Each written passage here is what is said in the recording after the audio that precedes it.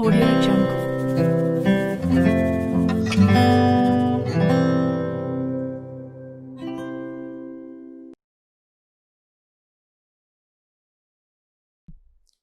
Good morning. Hirapara કન્યા વિદ્યાલયના e learning ક્લાસમાં આપનું હાર્દિક સ્વાગત છે. ધોરણ 10 વિષય ગણિત પ્રકરણ 6 ત્રિકોણમાં આપણે આજે છઠ્ઠા લેક્ચરમાં જોઈશું બે ત્રિકોણ સમરૂપ થવા માટેની આપણે આજે ત્રીજી શરત જોઈશું. ત્રીજી શરત છે બાખુબા શરત, જે આપણે પ્રમેય 6.5ના અંતર્ગત શીખીશું.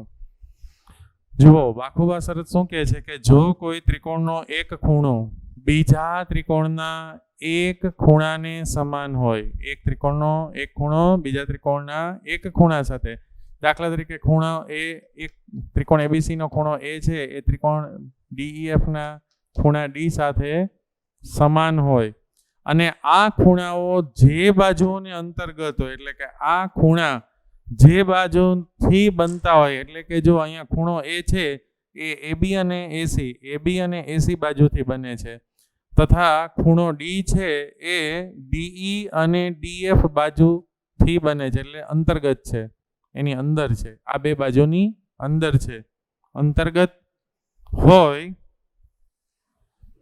આ ખૂણાઓ જે બાજુઓને અંતર્ગત હોય તે બાજુઓ સમપ્રમાણમાં હોય તો તે બે ત્રિકોણો સમરૂપ છે.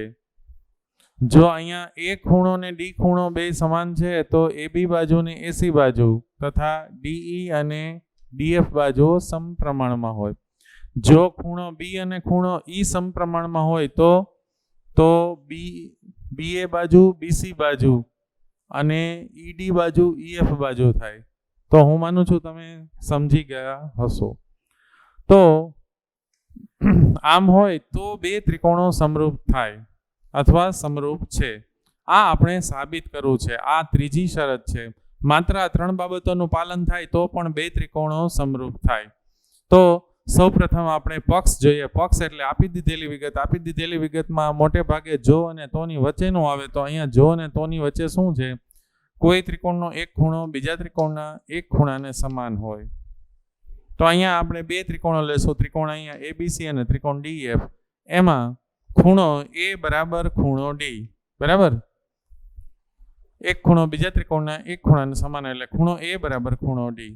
તથા આ ખૂણાઓ જે બાજુને અંતર્ગત હોય, એટલે જે બાજુની અંદર આ ખૂણો આવેલો હોય, તો અહીંયા એબી બાજુ અને એસી બાજુ અને અહીંયા ડી બાજુ અને ડીએફ બાજુની અંતર્ગત છે. એટલે જે બાજુને અંતર્ગત હોય તે બાજુઓ સમપ્રમાણમાં હોય. એટલે કે એબીના છેદમાં ડીઈ બરાબર એસીના છેદમાં ડીએફ.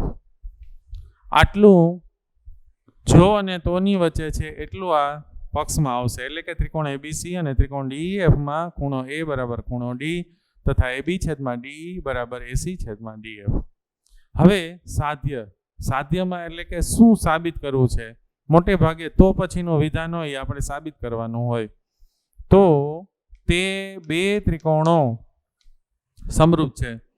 કયા બે ત્રિકોણો? અહીંયા આપણે કયા બે ત્રિકોણો લીધેલા છે? તો કે ત્રિકોણ એબીસી અને ત્રિકોણ ડીઈએફ. એ બે કેવા થાય? સમરૂપ છે. એટલે ત્રિકોણ એબીસી સમરૂપ ત્રિકોણ ડીઈએફ. તો હું માનું છું તમને પક્ષ, સાધ્ય અને હવે આકૃતિમાં આપણે શું કરશું? ત્રિકોણ એબીસી અને અહીંયા ડીઈએફમાં આ ત્રિકોણ થોડો આના કરતાં મોટો દોરશું અને પી અને ક્યુ ડીઈ અને ડીએફ પર એવા લઈશું કે જેથી એ બે બિંદુને આપણે પી અને ક્યુ કહીએ તો ડીપીનું માપ એબી જેટલું થાય અને પીક્યુનું માપ એસી જેટલું થાય. અને પીક્યુને જોડી દેશું. આ જ વસ્તુ આપણે સાબિતીમાં શરૂઆતમાં લખશું કે પી અને ક્યુ બિંદુઓ અનુક્રમે રેખાખંડ ડીઈ અને ડીએફ પર એવા લો.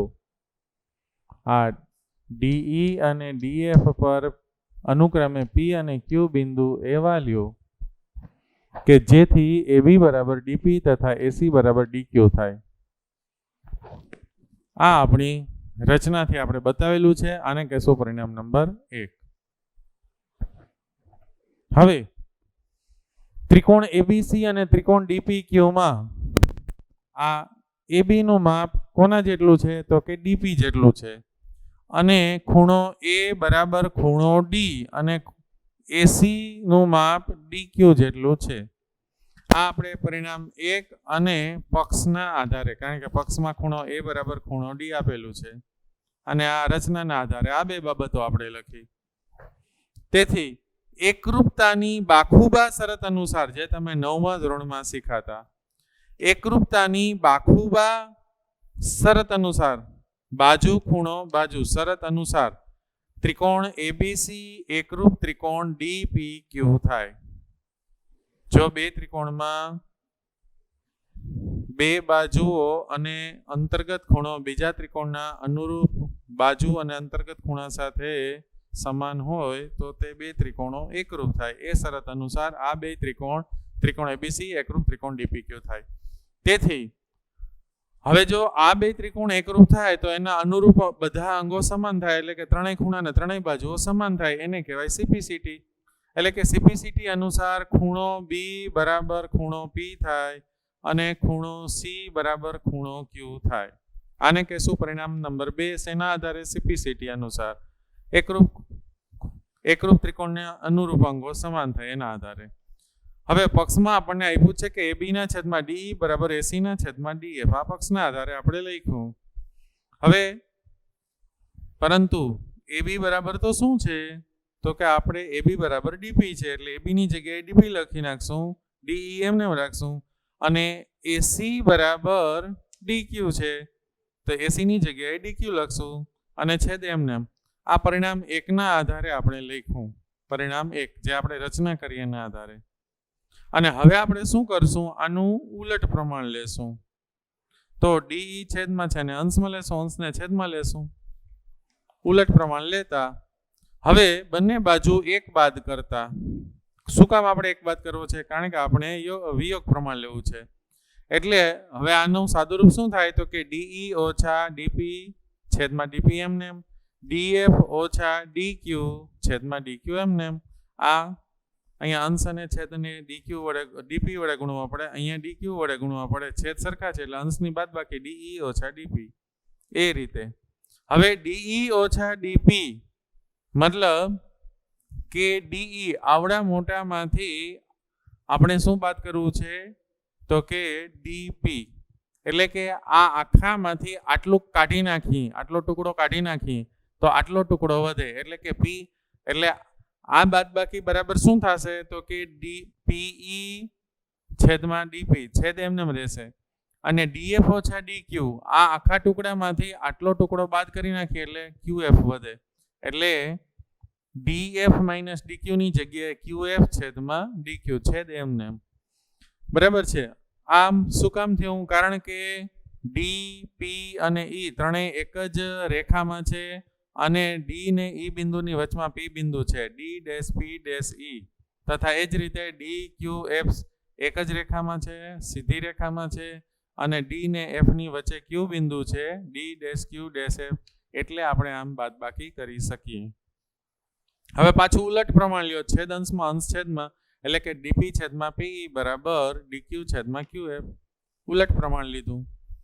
હવે DP છેદમાં PE બરાબર DQ છેદમાં QF. તો આપણે આગળ શીખી ગયા છીએ એ પ્રમાણે આમ હોય, જો આ ગુણોત્તર સમાન હોય તો PQ સમાંતર EF થાય. તો PQ સમાંતર EF થાય. આગળ આપણે પ્રમેય 6.2 માં શીખી ગયા છીએ. હવે ખૂણો P બરાબર ખૂણો E અને ખૂણો Q બરાબર ખૂણો F થાય. શું કામ?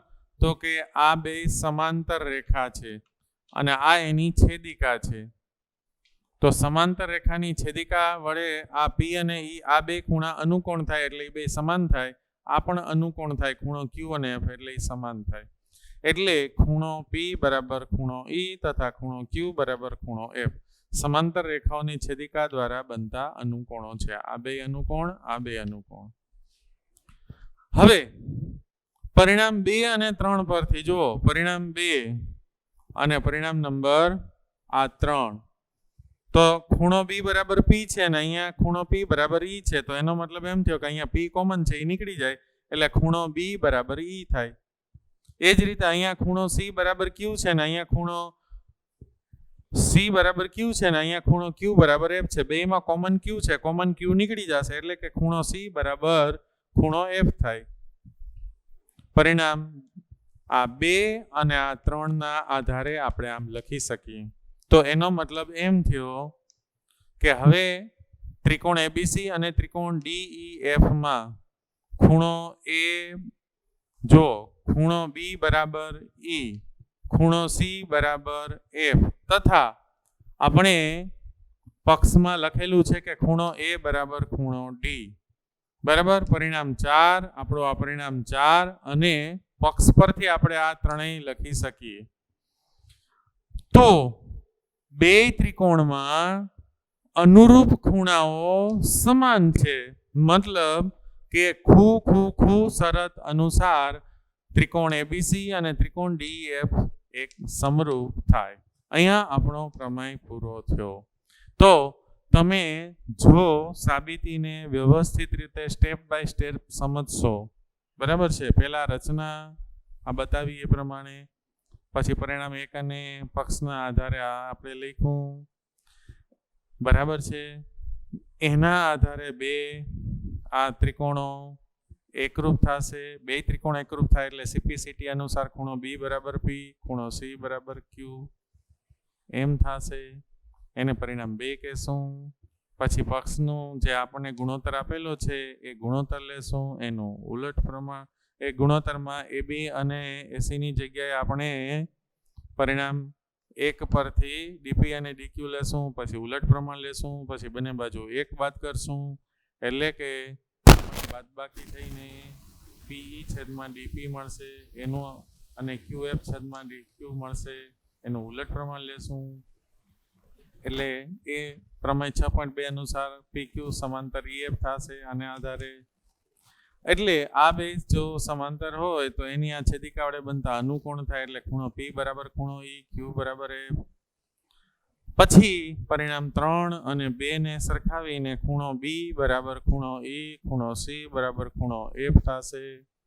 અને આને કહેશું પરિણામ નંબર 4. તો પરિણામ નંબર 4 અને પક્ષના આધારે આપણે આ ત્રણેય ખૂણા સમાન થશે. ખૂણો B બરાબર ખૂણો E, ખૂણો C બરાબર ખૂણો F અને ખૂણો A બરાબર D. તેથી બે ત્રિકોણ ABC અને DEF ખૂ શરતના આધારે સમરૂપ થશે, જે આપણું સાધ્યનું વિધાન આવી જશે. અહીંયા પ્રમેય પૂરો થાય. આ રીતે પ્રમેય પાકો કરશો તો હું માનું છું તમને સાવ સમજાઈ જશે અને આવડી જશે. આપણે પ્રમેય 6.6 સમજવાનો પ્રયત્ન કરીએ. બે સમરૂપ ત્રિકોણના ક્ષેત્રફળનો ગુણોત્તર તેમની અનુરૂપ બાજુઓના ગુણોત્તરના વર્ગ બરાબર હોય છે. હવે ત્રિકોણના ક્ષેત્રફળને તમે 9મા ધોરણમાં એરિયા ABC એવી રીતે લખતા હતા. હવે એમ ન લખવું હોય તો આપણે જૂનામાં પ્રચલિત હતું જ કે ત્રિકોણ ABCનું ક્ષેત્રફળને ટૂંકમાં ABC તરીકે આપણે લખતા હતા, બરાબર. તો આપણે અહીંયા એનો ઉપયોગ કરીશું. સૌથી પ્રથમ તો બે ત્રિકોણ આપણે દોરશું, એક નાનો ત્રિકોણ ABC અને એક મોટો ત્રિકોણ PQR દોરીશું. હવે એમાંથી BC ઉપર આપણે વેધ દોરીશું, P માંથી QR પર વેધ દોરીશું. આ બિંદુને આપણે અહીંયા M કહીશું, આ બિંદુને N કહીશું. M બિંદુ BC ઉપર છે, N બિંદુ QR ઉપર છે. હવે આપણે આના ઉપરથી પક્ષ લઈએ.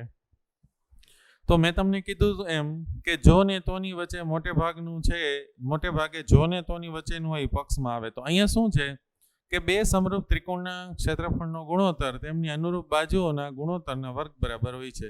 તો અહીંયા બે સમરૂપ ત્રિકોણ આટલી વસ્તુ પક્ષમાં આવશે એટલે આપણે અહીંયા પક્ષ લખશું કે ત્રિકોણ ABC સમરૂપ ત્રિકોણ PQR. હવે સાધ્ય શું? તો કે આ ત્રિકોણના ક્ષેત્રફળનો ગુણોત્તર, આ બંને ત્રિકોણના ક્ષેત્રફળનો ગુણોત્તર તેમની અનુરૂપ બાજુઓના ગુણોત્તરના વર્ગ બરાબર હોય છે. એટલે કે સાધ્ય બરાબર ત્રિકોણ ABC નું ક્ષેત્રફળ એટલે ABC છેદમાં ત્રિકોણ PQR નું ક્ષેત્રફળ એટલે PQR. આ બે ત્રિકોણના ક્ષેત્રફળનો ગુણોત્તર. હવે તેમની અનુરૂપ બાજુ, તો અહીંયા AB ને અનુરૂપ બાજુ PQ થાય, તો AB છેદમાં PQ નો વર્ગ, એના ગુણોત્તર નો વર્ગ, બરાબર. એવી રીતે બીજી બાજુ BC ના છેદમાં QR એનો વર્ગ, બરાબર. ત્રીજી બાજુ AC એને અનુરૂપ બાજુ PR અથવા તો CA RP એનો ગુણોત્તર, બરાબર. એટલે પક્ષ, સાધ્ય અને આકૃતિ તમને સમજાઈ ગયા હશે. તો મેં તમને સમજાવ્યું એમ કે ત્રિકોણ ABC માં વેધ AM અને ત્રિકોણ PQR માં વેધ PN દોરો. આપણે આ વેધ એટલા માટે દોરીએ છીએ કે જેથી આપણે ત્રિકોણનું ક્ષેત્રફળ શોધવું હોય તો આપણે શોધી શકીએ, કારણ કે અહીંયા ક્ષેત્રફળની વાત છે એટલે. હવે ત્રિકોણ ABC નું ક્ષેત્રફળ બરાબર 1/2 ગુણ્યા પાયો ગુણ્યા વેધ, એ સૂત્રનો આપણે અહીંયા ઉપયોગ કરશું. એટલે કે 1/2 ગુણ્યા પાયો BC ગુણ્યા વેધ AM. ત્રિકોણ ABC માં પાયો BC છે અને વેધ AM છે. હવે એવી જ રીતે ત્રિકોણ PQR નું ક્ષેત્રફળ બરાબર 1/2 ગુણ્યા પાયો QR એને ગુણ્યા વેધ PN, બરાબર. પાયો QR છે અને વેધ PN છે. હવે આ બેના ક્ષેત્રફળનો ગુણોત્તર લઈએ, કારણ કે આપણે સાધ્યમાં જ જોઈ છે. એટલે ત્રિકોણ ABC નું ક્ષેત્રફળ છેદમાં ત્રિકોણ PQR નું ક્ષેત્રફળ બરાબર 1/2 ગુણ્યા BC ગુણ્યા AM છેદમાં 1/2 ગુણ્યા QR ગુણ્યા PN, જે આપણે અહીંયા બે બતાવેલું છે. બેયના ડાબી બાજુનો છેદ, બેયના ડાબી બાજુ અંશ અને છેદમાં, બે જમણી બાજુ અંશ અને છેદમાં. 1/2 સરખા છે એટલે ઉડી ગયા, એટલે બાકી વધ્યું BC ગુણ્યા AM ગુણ્યા છેદમાં QR ગુણ્યા PN, એને કહેશું પરિણામ 1. હવે ત્રિકોણ ABM અને ત્રિકોણ PQN, ABN એટલે આ નાનો ત્રિકોણ એક બાજુનો, અને ત્રિકોણ PQN એટલે આ નાનો ત્રિકોણ, આ આખો મોટો ત્રિકોણ નહીં, બરાબર. એમાં ખૂણો B બરાબર ખૂણો Q અને ખૂણો M બરાબર ખૂણો N. હવે ખૂણો B બરાબર ખૂણો Q શું કામ થશે? કારણ કે બે ત્રિકોણ સમરૂપ આપ્યા છે. સમરૂપ ત્રિકોણના અનુરૂપ ખૂણાઓ એકરૂપ હોય એટલે ખૂણો B અને ખૂણો Q સરખા થશે. અને અહીંયા આપણે આ બે કાટખૂણા છે એટલે સરખા થશે. ખૂણો M બરાબર ખૂણો N, એટલે કે એને આખો લખીએ તો ખૂણો AMB અને આ ખૂણાને આખો લખીએ તો ખૂણો PNQ. કારણ કે બે સરખા એટલે છે કારણ કે આપણે આગળ બતાવ્યું એમ કાટખૂણા છે. તેથી આ નાનો ત્રિકોણ ABM અને આ ત્રિકોણનો નાનો ત્રિકોણ PQN બે સમરૂપ છે. શું કામ? આપણે આગળ જોઈ ગયા એમ ખૂખું આપણે બે ખૂણા સરખા બતાવ્યા, આ ત્રિકોણ આ બે ખૂણા, આ બે ખૂણા, એટલે ખૂખું નિયમ અનુસાર, સમરૂપતા અનુસાર આ બે ત્રિકોણ સમરૂપ થશે, અને સમરૂપ થશે એટલે એની અનુરૂપ બાજુઓ સમપ્રમાણમાં હોય, એટલે કે AB ના છેદમાં PQ થાય. અને આપણે અહીંયા પહેલા AM લઈશું, તો AM ના છેદમાં PN બરાબર AB ના છેદમાં PQ. આને કહેશું પરિણામ નંબર 2, અને આ આપણું પરિણામ નંબર 1 છે. હવે ત્રિકોણ ABC સમરૂપ ત્રિકોણ PQR જે આપણે પક્ષમાં લીધેલું છે, આપણને રકમમાં આપી દીધેલું છે, બરાબર. તેથી શું થાય? આ આપેલું છે એના આધારે, તો કે એના અનુરૂપ બાજુઓ સમપ્રમાણમાં થાય, એટલે કે AB ના છેદમાં PQ બરાબર BC ના છેદમાં QR બરાબર CA ના છેદમાં RP. આને કહેશું પરિણામ નંબર 3. હવે પરિણામ આ 1 અને પરિણામ 3 એ બેનો ઉપયોગ કરીએ તો શું થાય? તો કે ત્રિકોણ ABC નું ક્ષેત્રફળ છેદમાં ત્રિકોણ PQR નું ક્ષેત્રફળ બરાબર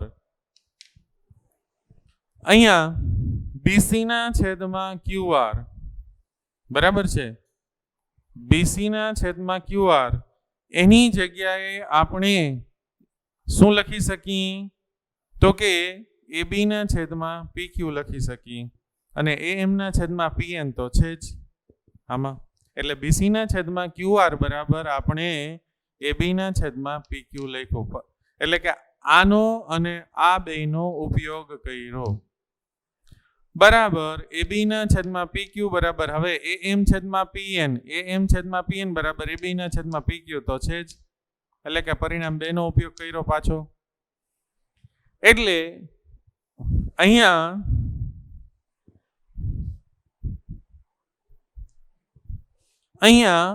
AM છેદમાં PN એની જગ્યાએ AB છેદમાં PQ કર્યા, એટલે AB ગુણ્યા AB એટલે કે AB નો વર્ગ થાય અને PQ ગુણ્યા PQ એટલે PQ નો વર્ગ થાય, એટલે AB ના છેદમાં PQ અને આખાનો વર્ગ. આમ આપણે ત્રિકોણ ABC નું ક્ષેત્રફળ છેદમાં ત્રિકોણ PQR નું ક્ષેત્રફળ બરાબર આ એક બાજુ માટે અનુરૂપ બાજુ માટે બતાવ્યું. હવે આવી રીતે પરિણામ 3, કારણ કે આમાં ત્રણેય બાજુનો ગુણોત્તર તો સરખો છે, એટલે પરિણામ 3 ના આધારે આપણે કહી શકીએ કે ત્રિકોણ ABC નું ક્ષેત્રફળ છેદમાં ત્રિકોણ PQR નું ક્ષેત્રફળ બરાબર AB છેદમાં PQ આખા કૌંસનો વર્ગ બરાબર આના આધારે BC છેદમાં QR આખા કૌંસનો વર્ગ બરાબર CA છેદમાં RP આખા કૌંસનો વર્ગ. આ રીતે આપણે આ પ્રમેય સરળતાથી સાબિત કરી શકીએ છીએ.